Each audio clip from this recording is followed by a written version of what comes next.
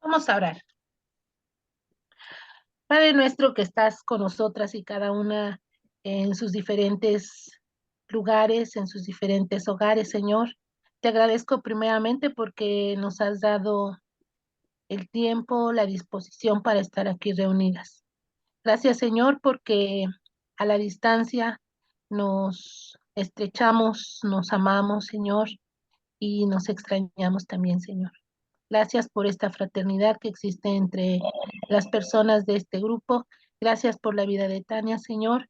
Y te rogamos que tu espíritu se mueva en este grupo, en este día, en este momento que vamos a estar juntas. Que tu espíritu guíe a Tania en su pensar, en su hablar. Y que, Padre, todo sea para edificación de nuestras vidas y conocimiento que nos lleve a entender y a comprender más nuestra situación como mujeres y nuestra relación contigo. Quédate con cada una de nosotras porque te lo ruego en el nombre de Cristo Jesús. Amén. Amén. Bueno, hoy nos toca hablar de las imágenes femeninas de Dios en los libros deuterocanónicos, aunque vamos a confesar que nada más está en uno. Sí. En segundo libro de Esdras o Apocalipsis de Esdras, así se encuentra. Este Apocalipsis de Esdras, bueno, yéndonos hacia lo que significa Apocalipsis, que es la revelación de Esdras, es interesante este texto. Es un texto que no está ni en la, es un texto apócrifo que no está ni en la Biblia católica, solamente se encuentra en él, bueno, dice un poco como introducción a este libro, que es el único el que vamos a estar hablando de los deuterocanónicos, es que es como un apéndice del texto, no es escrito por Esdras, y en el texto de la Vulgata aparece como cuarta de Esdras, ¿no? Dice que en algunas versiones eslavas y rusas como segunda de Esdras y en traducciones inglesas, la James King, la nueva versión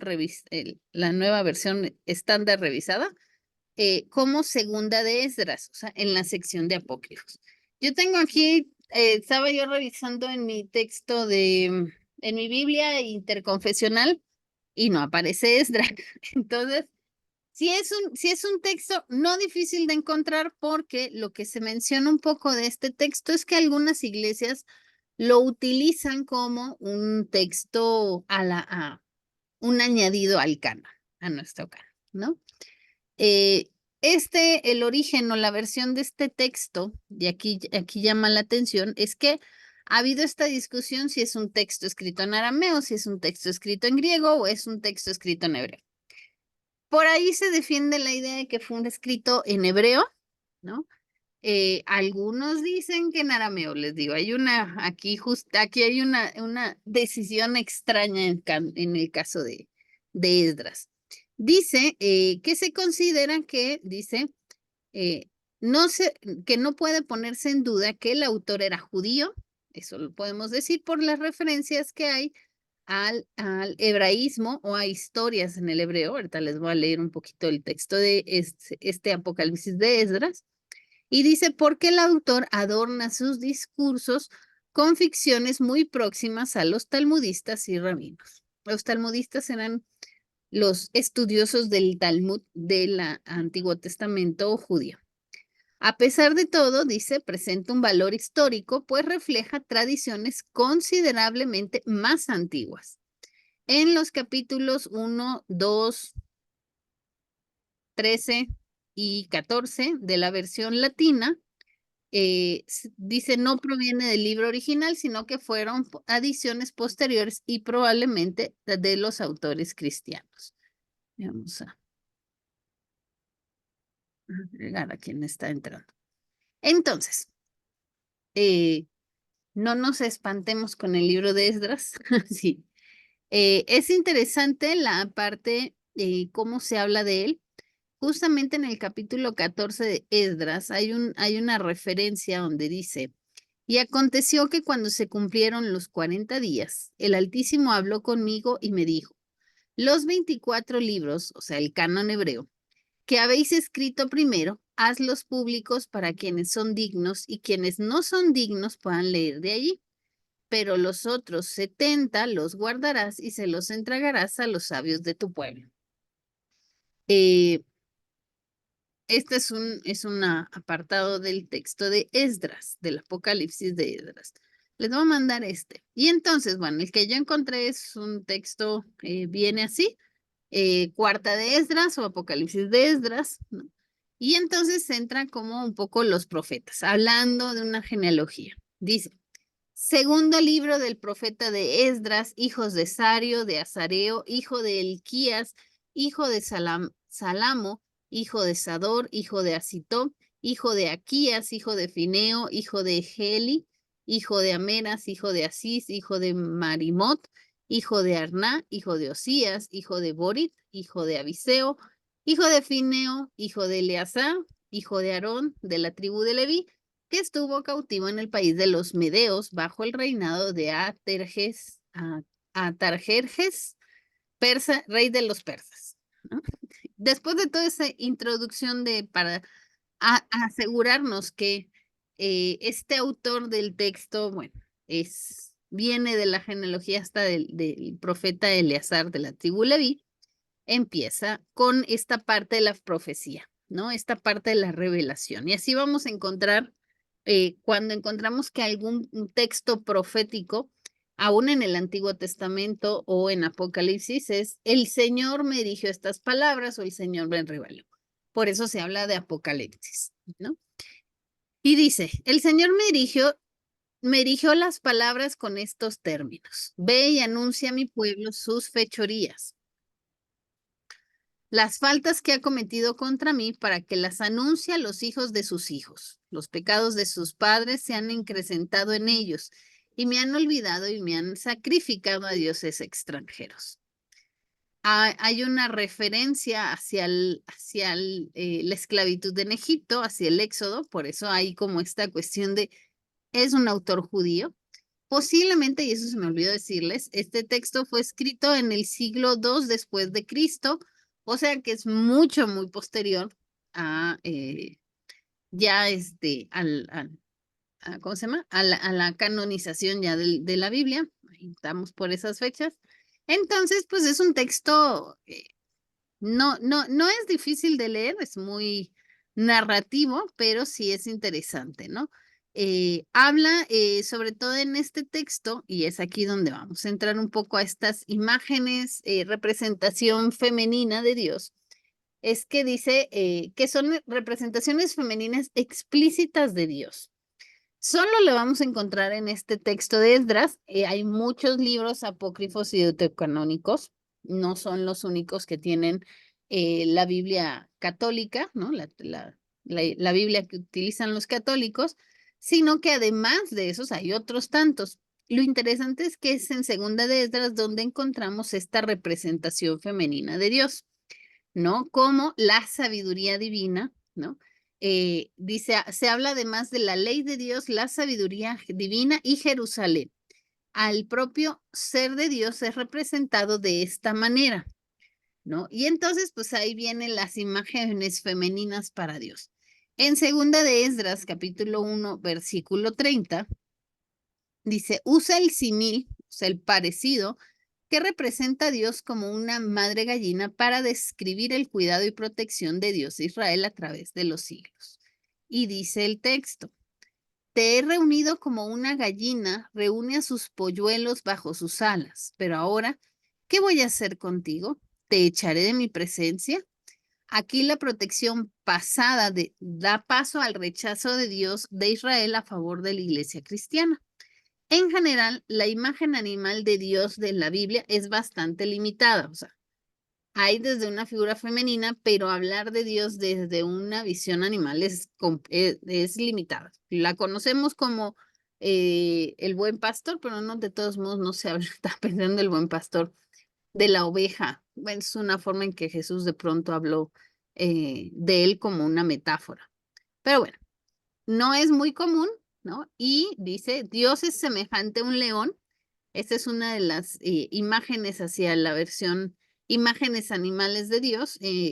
Dios es semejante a un león y esto está en el texto de Jeremías, capítulo 49, versículo 19, capítulo 50, versículo 44, en el texto de Oseas, capítulo 5, versículo 14, capítulo 11, versículo 10, capítulo 13, versículos 7 y 8. En el texto de Amós también se habla desde esta parte de la representación de Dios como un león, en el capítulo 3, capítulo 8, y en Lamentaciones, capítulo 3. Como una representación de un oso, a la figura de Dios lo encontramos en Oseas y en Lamentaciones. Y un águila, que nos parecería como más, lo hemos escuchado más, en Éxodo, capítulo 19, versículo 4, y Deuteronomio, capítulo 34, versículo 11. También dice, aparecen referencias a la protección protectora de las alas de Dios. Estoy tratando de pensar en traducirlo bien. Esta parte de las alas de Dios lo vemos en Éxodo, en Deuteronomio, en Salmos, ¿no? Y cuando se habla del Señor de los ejércitos siendo como un ave que vuela sobre sus cabezas en el texto de Isaías.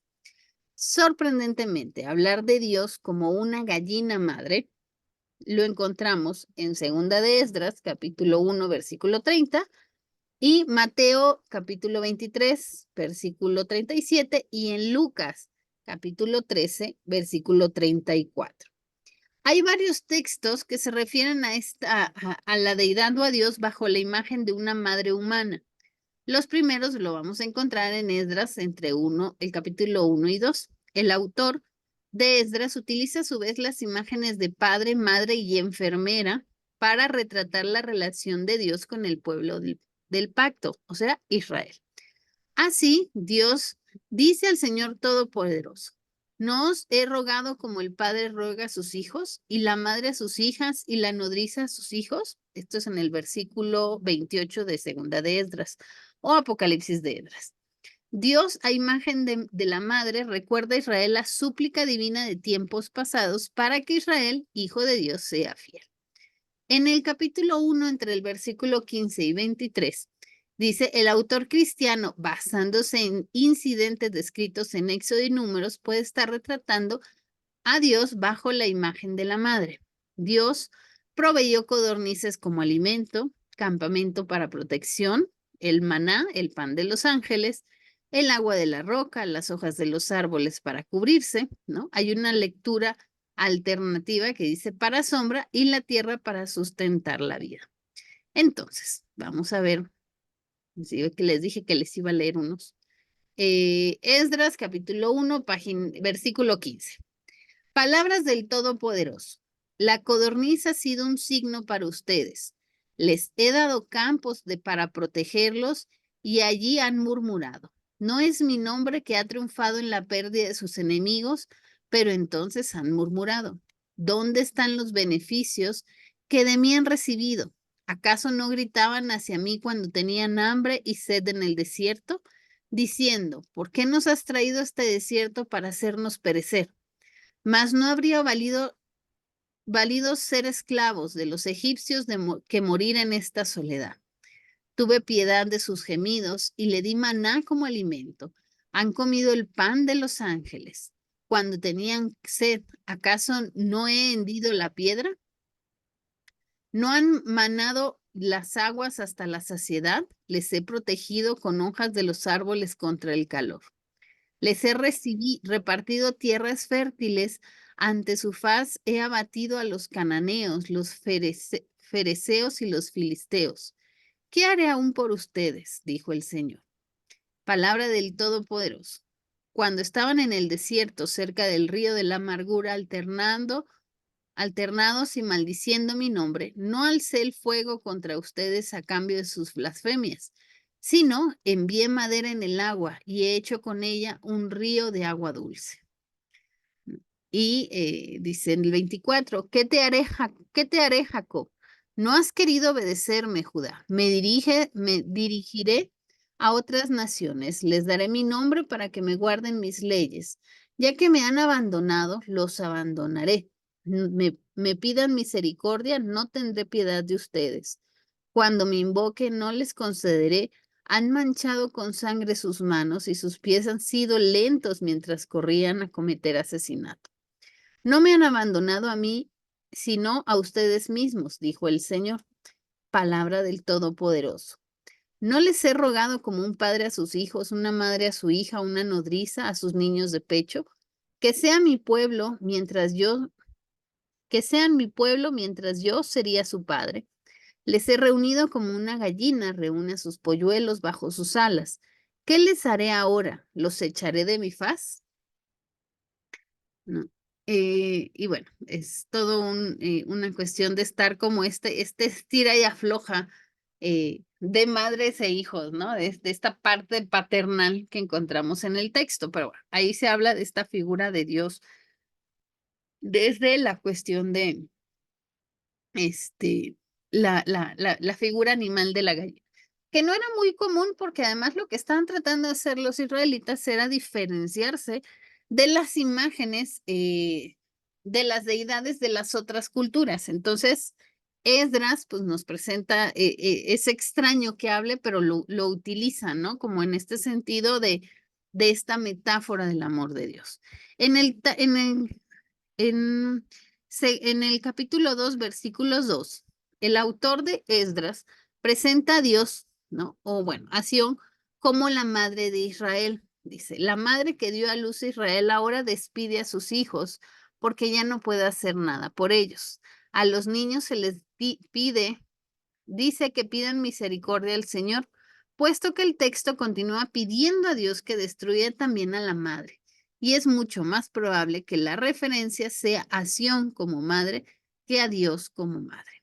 Otra posible referencia a Dios como madre viene en el capítulo 8 de Esdras, entre el versículo 8 y 12. En estas, dice, una de las grandes meditaciones del profeta Esdras es sobre la justicia de Dios o la falta de Esdras, de ella.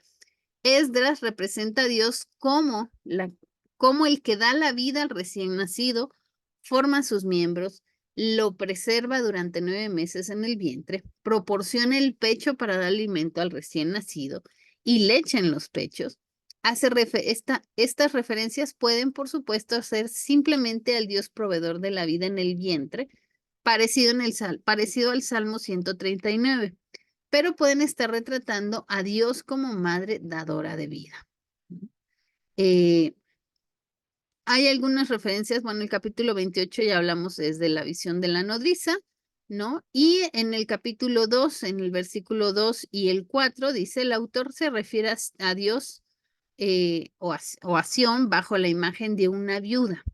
Parece más probable que Sión sea la referencia prevista, pues el autor continúa hablando de la ruina venidera para esta madre viuda. Dice, así como la sabiduría de la mujer, que es reflejo a la luz eterna, espejo inmaculado de la obra de Dios, no es del todo Dios ni es distinguible de Dios. Así algunas de las imágenes femeninas en Segunda de Esdras no son Dios, pero tampoco hay manera alguna de hacer referencia para distinguirlas claramente a la madre enfermera y viuda de Dios. Dice, esto refleja la naturaleza misma del lenguaje que representa a Dios. Lo que se dice nunca es del todo claro y las palabras nunca son plenamente adecuadas para expresar la realidad de Dios. Es intrigante que la preponderancia de estas representaciones femeninas aparezcan en partes en Segunda de Esdras y que se atribuye al autor cristiano del siglo II. O sea, ya no es un texto judío, ¿no? Ya es un autor cristiano, ya cuando estamos hablando del siglo II, ya es un texto más de la nueva iglesia, de la iglesia cristiana. Y entonces, pues hacen estas referencias. Siempre es interesante cómo encontramos cuando se habla de Dios y el pueblo de Israel, siempre hay como estas referencias hacia el Éxodo, como esta parte del que Dios está ahí presente, ¿no? Y dice, algunas de las representaciones también se encuentran en el Nuevo Testamento. No hay tampoco mucha información desde la representación femenina de Dios en otros textos apócrifos. Es la que encontré y bueno, las referencias que hacen sobre todo a textos del Antiguo Testamento, ¿no? en Oseas y Lamentaciones, Éxodo y Deuteronomio y Jeremías, ¿no? Desde esta representación animal. Vamos a encontrar, y siempre que veamos esto, porque tal vez como feministas van a decir, ¿por qué siempre hablamos desde la maternidad de Dios, ¿no? Era lo más, ¿cómo decirlo? Era la imagen o el estereotipo de la mujer, ¿no? En ese tiempo. Lo digo porque hablar de feminismo y de pronto encontrarte con esta implicación constante hacia la maternidad, pues uno puede decir, ay, es que está muy atrás, pero también hay que entender el contexto, ¿no? En el que es narrado este texto. Me gusta la imagen femenina de Dios en Esdras, es decir, llama la atención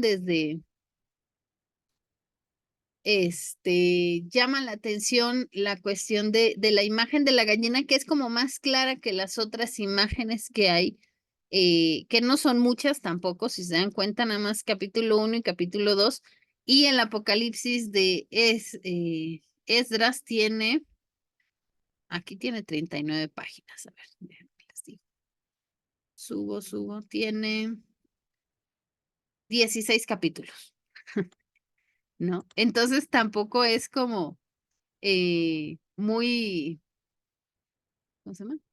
Tampoco es que haya, un montón en los textos deuterocanónicos. Se me hacen muy pocos, habiendo tantos textos, he de decir, pero bueno, es, es parte de la tradición.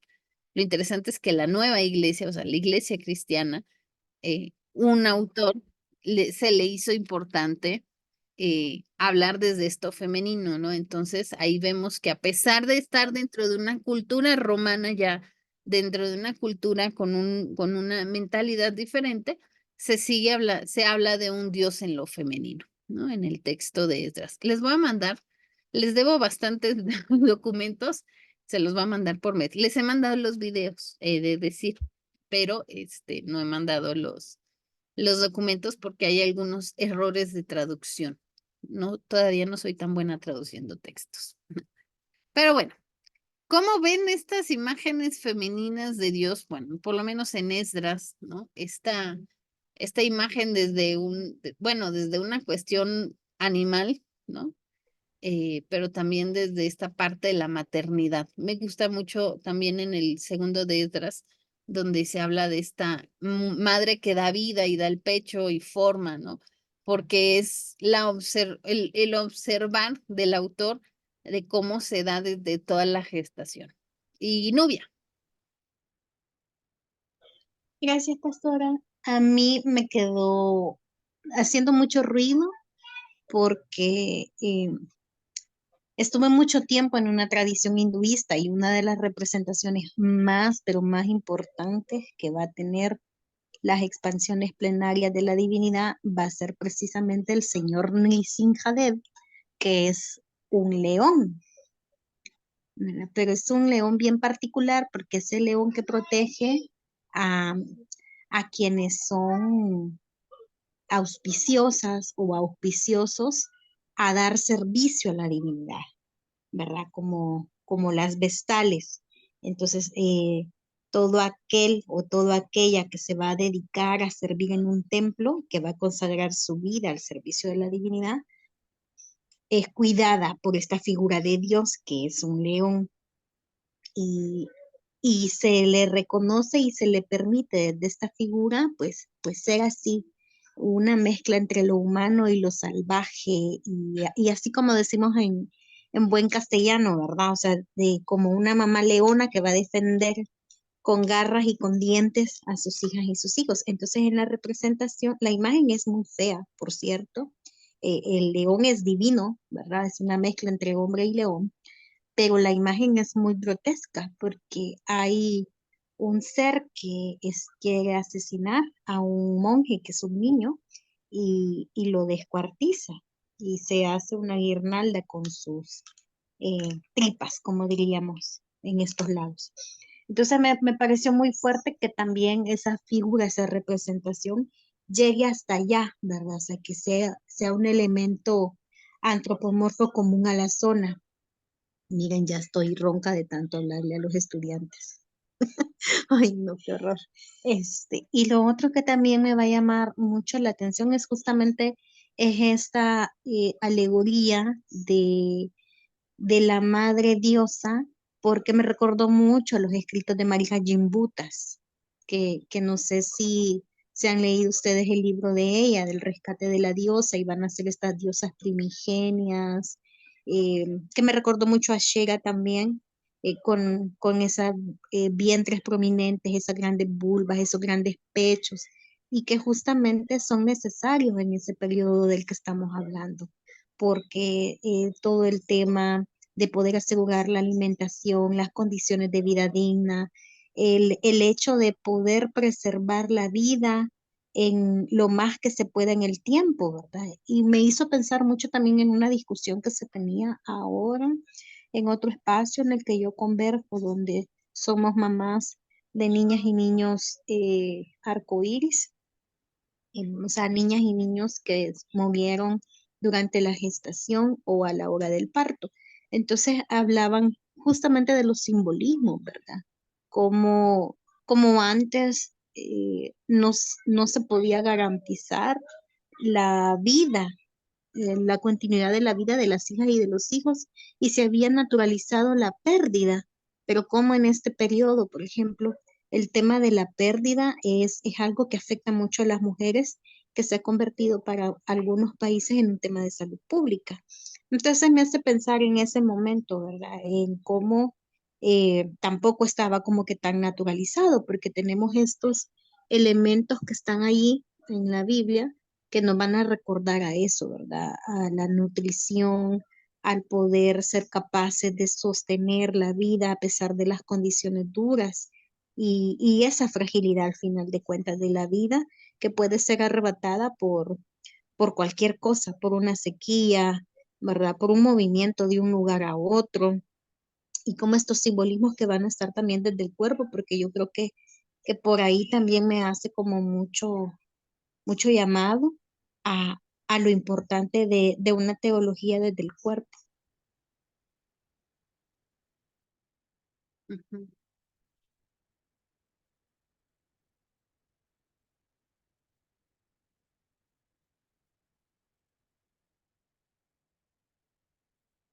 Así que me quedé. Sí. No, es que es interesante, les digo, no vamos a encontrar, no es muy común encontrar estas referencias de Dios hacia los animales, hacia las figuras de animales, justamente por romper con con esta forma en que se representaba, porque además los emperadores, los faraones, ¿no? Los reyes siempre tenían esta imagen de las águilas, lo vemos con las diosas, ¿no? Con todas tenían estas águilas o estos leones. Y es interesante cómo de pronto se usan también a estos animales, pero pensando en la visión de la madre, pues sí, sigue siendo un tema que se tiene que trabajar, ¿no? Desde la maternidad y lo que significa. No sé si alguien tiene algo que decir, comentar, se pueden quejar. Sí. Yo quizás estaba viendo un comentario que, bueno, que decía que Dios es tanto masculino como femenino, pero a la vez no es hombre ni es mujer. Me gustó ese comentario, ¿no? O sea, si tiene, digo, como lo veíamos hace 8 días, digo, si todos somos hombre y mujer, somos imagen de Dios, obviamente Dios tiene tanto una parte masculina como una parte femenina, sino como seríamos imagen de Dios. Sin embargo, no es hombre y tampoco es mujer. El problema es cuando se encasilla en que sea hombre. Es cuando yo creo que digo, tiene una masculinidad y tiene una feminidad, pero no a fuerzas es un hombre. Y que bueno, las figuras que se utilizan de Dios son analogías, pero no implican su sexualidad. Entonces, no, que haga una analogía y obviamente en una cultura patriarcal tenía que tomar más analogías masculinas porque quienes tenían acceso a la palabra eran los hombres. No, las mujeres no tenían tanto acceso a la palabra. Entonces las analogías, y el que haya analogías femeninas dentro de una cultura patriarcal quiere decir mucho. Quiere decir que Dios mismo pues lucha por mostrar, ¿no?, su parte, que también tiene una parte femenina, a pesar de la época androcéntrica donde se fue revelando. Ese es mi comentario.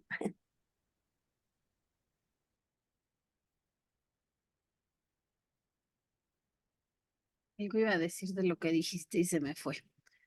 Pues sí. Ya me acordé. Sí. Estaba hoy en mi clase de humanística y hablamos de los neandertales. Pero bueno, tiene que ver no con la humanidad, sino con esta parte de que todo siempre se ha pensado desde lo masculino, ¿no? Y entonces se hacía la reflexión, me acuerdo en la clase, de que la inclusión de lo femenino, y esto viene con un poco el texto, ¿no?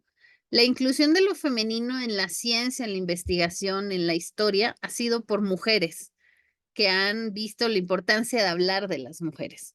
Y es interesante que en el texto bíblico, donde algunos podemos suponer quiénes eran los autores, y digo suponer porque no podemos afirmar nada, sabemos de pronto o suponemos que son hombres, pero me llevaba un poco la idea de, estaba como haciendo unión entre mi clase de hoy y esto, de que esta inclusión de las imágenes femeninas en el texto bíblico podía haber sido tal vez el consejo de una mujer al escritor, ¿no? O el ver, ¿no? Esta figura de la mujer, incluirla en esta imagen, ¿no? Y sobre todo porque, y eso también va con lo de mi clase, cuando el ser humano no nos gusta la incertidumbre, entonces, ¿cómo explicamos algo que no sabemos? Pues utilizamos lo que conocemos. Y en este caso, la forma de explicar a un Dios, ¿no?, que no tiene pareja como en los otros dioses, pues es hablar de un Dios entre femenino y masculino. Pero como dices, tampoco es que tenga un género, pero es como, ¿y cómo explicamos a este Dios? Pues con lo que conocemos, ¿no? Y si nosotros explicamos a Dios ahora con lo que conocemos, con lo que hemos vivido, pues ya es como, pues no nos fijamos o no ponemos tan marcados los estereotipos de género, ¿no?, como los tenían en el siglo II, ¿no? O en la época en que se escribe el texto. Esto lo veíamos por la cuestión de la imagen de la evolución de la humanidad, que es muy masculina, son figuras masculinas, ¿no? Y es interesante verlo ahora desde lo femenino, ¿no? También al Dios desde lo femenino. No es común, pero es gracias a que la misma teología feminista empieza a darle la importancia, ¿no? O yo lo veo, ¿no? Este diccionario que tengo, ¿no? Del que saco el material para el estudio, ¿no? Y digo, imagínate, ¿a quién se le ocurrió ponerse a buscar los nombres, las imágenes femeninas, ¿no? Las historias femeninas en el texto, ¿no? Es un trabajo que además es hecho por mujeres, porque son pocos los hombres que se avientan a escribir sobre desde la imagen femenina de Dios, y aún si lo hacen, uno lo ve, yo por lo menos me pasa que he visto libros y es como de, ¿por qué un hombre está hablando de la imagen femenina de Dios, no?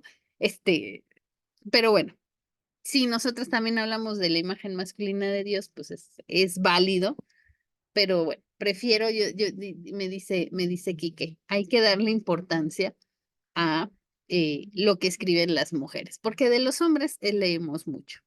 Por eso la importancia de esta figura. ¿Comentarios, quejas, dudas, preguntas? Yo, mi querida profesora, Di, Elisa. yo quiero hacer referencia a esta imagen también de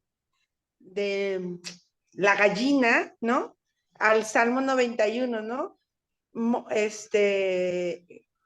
que tiene esta, ¿no? Esta cobertura de decir mora bajo las alas del Omnipotente, ¿no?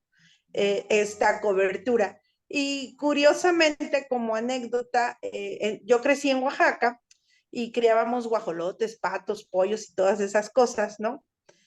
Y normalmente pensamos en una, hablando de estereotipos, ¿no? Pensamos que la gallina cuida, la gallina, ¿no?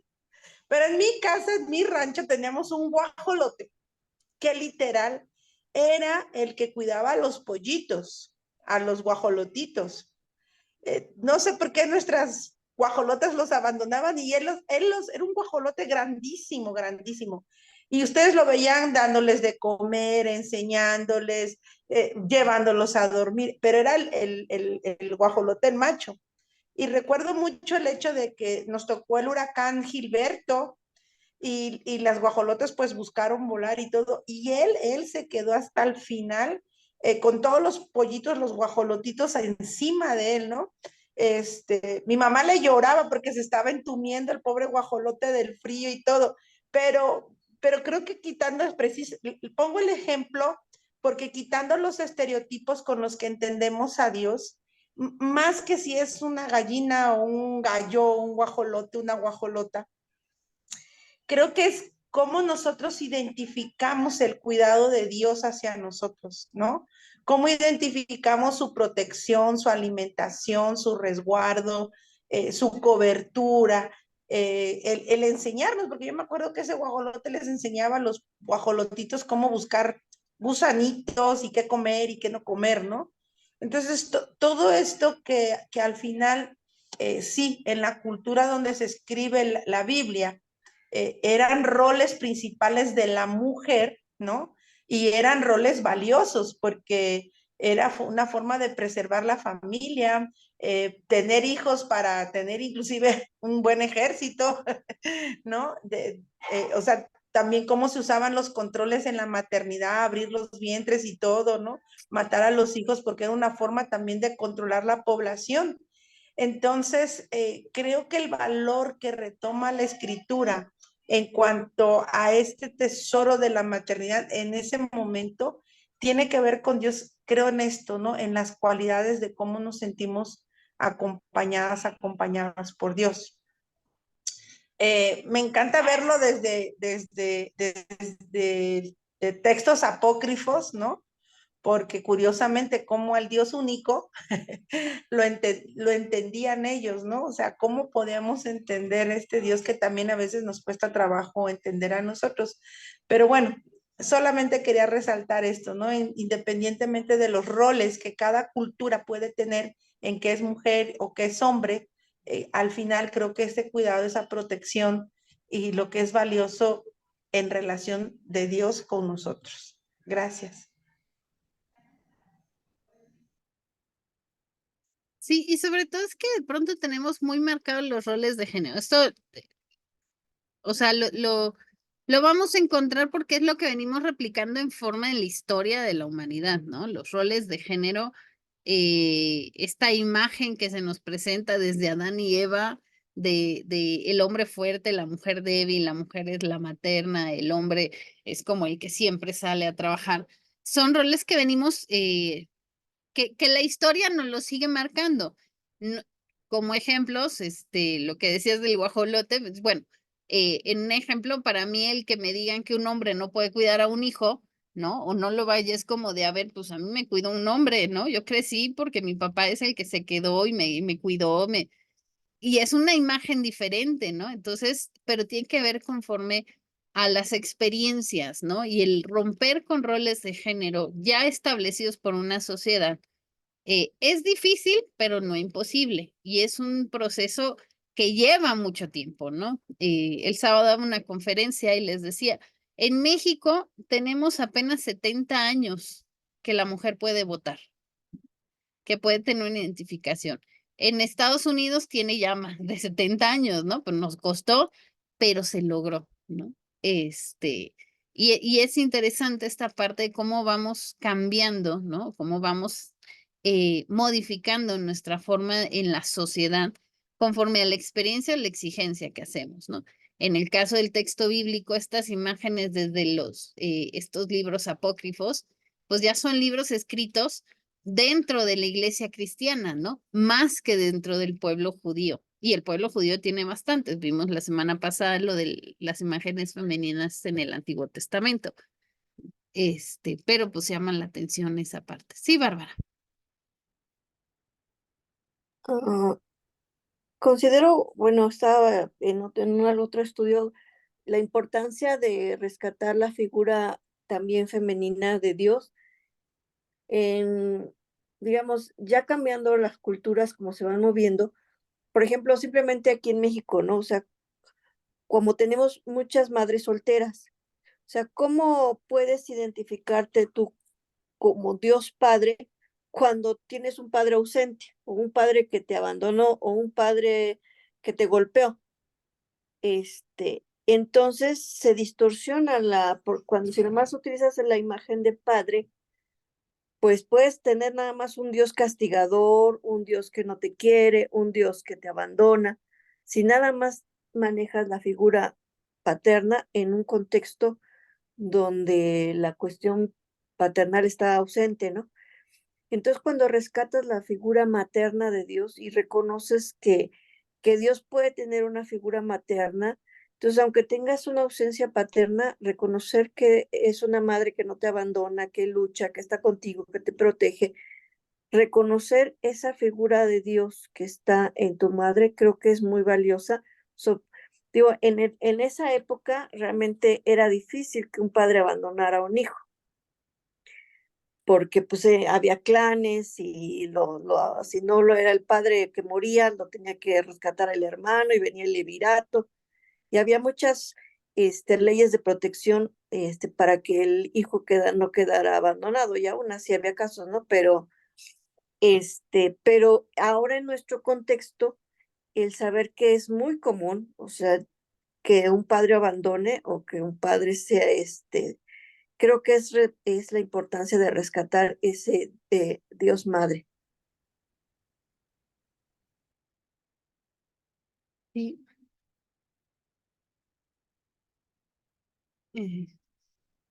Así es.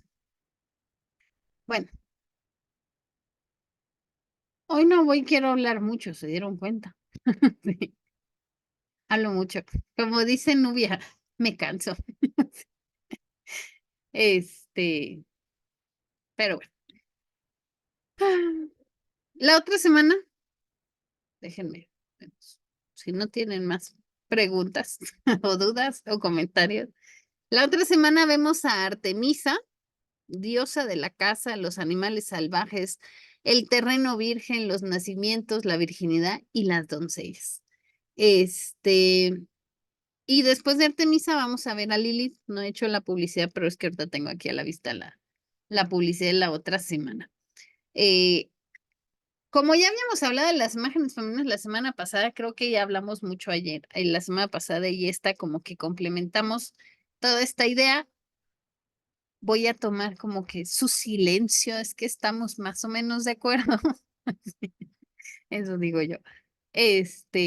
Pero bueno, la otra semana vemos a Artemisa y ya después vemos a Lilith, que yo sé que les interesa, ver la imagen de Lilith y de por qué no está en nuestra Biblia, pero es por ahí nombrada en el texto. ¿Sí? Bueno, hay una cierta referencia a eso. Y ya, no tengo más que decir. Nos vemos el próximo lunes. Cuídense mucho. Bendiciones a todas. Y ahí les mando el Gracias, link. bonita Buenas noche. noches, gracias. Descansen. Gracias, Tania. Gracias. Hasta luego. Descansen.